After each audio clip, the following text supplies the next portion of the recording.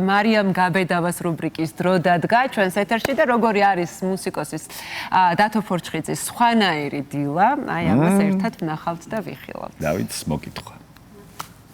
დილა მშვიდობისა საქართველოს დღეს ჩვენ ვიმყოფებით სტუმრად დათო ფორჩხიძეს და ვნახოთ როგორია მისი დილა. მოგესალმებით. მოგესალმებით.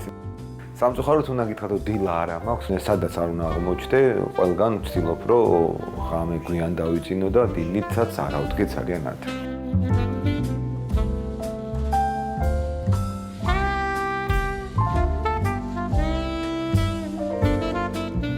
ეხლა არის გამონაკლისი და დილაა და დილით უკვე ესე იგი აზზე მოსული გესაუბრებით თქვენ და ტელემაყურებლებს ისე ამ დროს ბძინავს ხო. ესე იგი იშვიათ გამონაკლისებში მოხვდით და ძალიან დიდი მადლობა.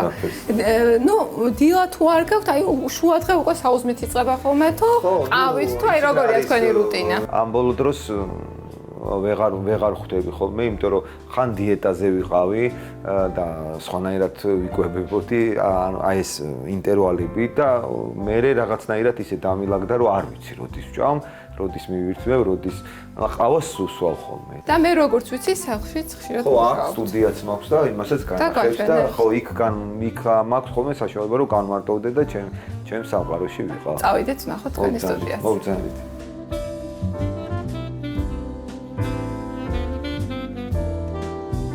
ჩემი სტუდია.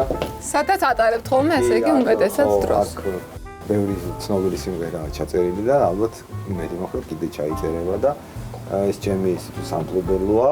აუცილებლად უნდა გკითხოთ ამერიკულ ვოიაჟზე აუცილებლად, იმიტომ რომ სულ ახლახან დაბრუნდით და მოგვიყევით როგორ ჩაიარა. ხო, ეს ჩემი ესე ვთქვათ ბავშვობის არა, ბავშვობაში ამერიკა მტერი ხო, მაგრამ სურვილი გქონდათ, რომ იქ მიუწვდომელი იყო და თან როდესაც ახლა პირველად ვიყავით ჩვენ, როდესაც ევროპაში აღმოჩნდი და ნუ ნახე ევროპას, ვეზიარე იმ უდიდეს კულტურას და იმ მრავალ საუკუნოვან. მივხვდი, რომ ეს ნუ სასწაული ეს ხშირად ვიძახდი, რომ ეს ადამიანებმა არ შექმნეს თქო რა და აი ის რაც ნიუ-იორკში ვნახე, ის უეჭველი ადამიანებმა შექმნეს. იმიტომ რომ ჩვენ ხშირად ვიძახით, რომ აი 200 წლის ისტორია აქვს და ხო, აი 200 წლის ისტორია აქვს თუ რა აქვს. აი ჯერ კი სერი ხომ მომძრა ეს მარხე პენსია ესე კვირა ნახე ორი თავიზევით გქონდა და ნუ მსგავსი მასშტაბი, მსგავსი ეპიკურობა და რაც თავარია რა არის, იცით, რაც მე მიყვარდა რა. ეხლა შეიძლება ჩემი მშობლებს უყვარდათ დავუშვათ ალენ დელონი და ბელმონდო, პიერ რიშარი ან ჯო დასენი, ეს არ იყო ჩემი კულტურა. არც იტალია, არც სანრემო, არც ტოტო კუტუნიო არასოდეს არ იყო ჩემი კულტურა. ხვდები მიუხედავად იმისა, რომ ძალიან მიყვარდა. მაგრამ აი სტივი ვანდერი, თუპაკი, ერც ვინდენფა, ეს ნიუ-იორკი, ეს ყველაფერი არის რაც გაგიცოცხლათ, რაც მიავაგე და ამყვა კიდეც ჩემი საყვარელი მსმენელიც და მაყურებელიც და ჩვენ ერთად ვითამაშეთ აქ ნიუ-იორკობანა რა, ჩვენ ქართული რა. რომ ჩავედი იქ ესეთი ჩვენ კონცერტი ჩავატარეთ მანჰეტენზე, არის საკმაოდ დიდი დარბაზი, რაკეტ ჰოლ ესეთი, სადაც სანამ ჩვენი კონცერტი და ჩატარდებოდა, 1-3-4 დღით ადრე იყო ლედი გაგას და მიკ ჯაგერის ერთობლივი კონცერტი. კონცერტზე, კონკურსზე ხა მომზადებული ბავშვი მომზადე კვირაობით და ჩემი სახელით გამოდის და უცებ შეცდომები დაუშვა, ხო? არასოდეს არ ვაკრიტიკებ. ხო, აი რაღაცნაირად თითქოს არის მაინც ის თქვენს მიმართ, რომ ცოტაში აქ ვეჭუბებ. ცოტაში იმ ნაწილში რომ ზედმეტად ისე უყურებთ რა. იცი რატო, იმიტომ რომ გინდათ რომ ყველაფერი იყოს უმაღლესი.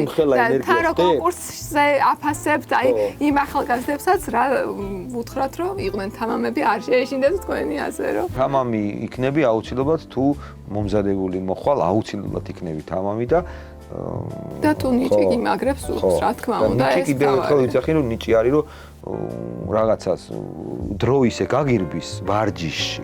ძალიან არასწორად ასწავლიდნენ ბავშვებს რომ ვიღაც მესი არის ნიჭიერი და ვიღაც რონალდო არის მშრომელი. ხო და ეხლა გამოვიდა მბაპე რომელმაც თქვა რომ ფეხბურთით თუ გესმითო, ნუ აკადრებთ იმას რომ მესი მშრომელი არ არისო და ნუ აკადრებთ იმას რომ რონალდო ნიჭიერი არ არის, იმიტომ რომ სულელური ის არის რა. ფეხბურთი არის ჩემთვის ძალიან ისეთი გიყვართ? უფრო მეტიც რა, მე არ ამყავს ესეთი გამოკვეთილი მომღერალი ისინი, რა ქვია. და ყავთ ფეხბურთელები ესეთი?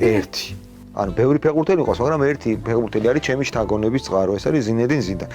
და ზიდანი მეცან იყო და მაგრამ ძალიან მომწონდა ბავშვობაში და ხო და ჩემი დიშვილის მეუღლე ეროვნებით ფრანგია და შვეიცარიაში ცხოვრობენ და ეხლა რუსთავიორზე გადის რაღაც გადაცემა, სადაც ეგ სურათია შეხვდა და ჩემ ჯინაზე გადაიღო სურათი და უთხრა რომ ეხლა ჩემს იმას უნდა გაუგზავნო და ძალიან შეშურდებოდა და ისე კიდევ ხელს მიქნევს და ფეხბურთელებისთვის ისეთი რაღაცეები მაქვს ამოგდებული ცნობილებისთვის, ნუ არველაძეების, კინკლაძეების და აი ჩვენ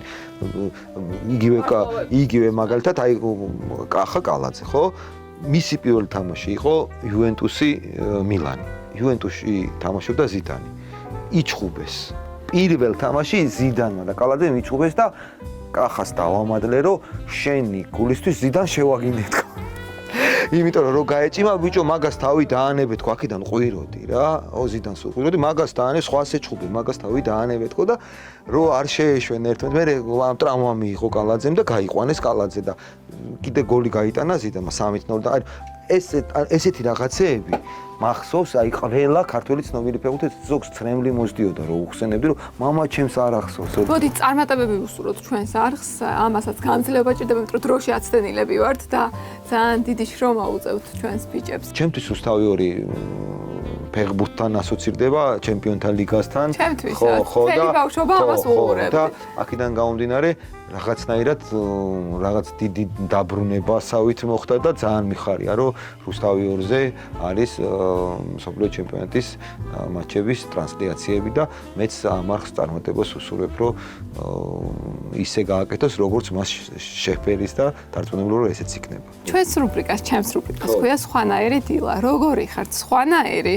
როგორცაც მაყურებელი არ გიცნობთ. სხვანაირი უკვე დიდი ხანია ეს სხვანაირობა არის რომ კარგი ხასიათი იღვიძებთ ესე იგი. დინით ვარ, კარგი ბიჭი. ძალიან დიდი მადლობა რომ გვიმასპინძლეთ. მეც ძალიან დიდ მადლობას გიხდით თქვენს ძვირფას მაყურებელს, ვინც უყურებენ ამ გადაცემას და გისურვებთ რომ ყველაზე ცუდი სტუმარი მე ვიყო და უკეთესი და უკეთესი სტუმრები გყავდეთ და რეიტინგები გქონდეთ კიდე ძალიან მაღალ-მაღალი, იმიტომ რომ დღეს ეს უნიშნელოვანესია და კარგი გადაცემები აკეთოთ და თქვენი მაყურებელი იყოს თქვენი მადლიერი. აი ზიდანს რო შეხვდებით, მეც ჩამიწყოთ.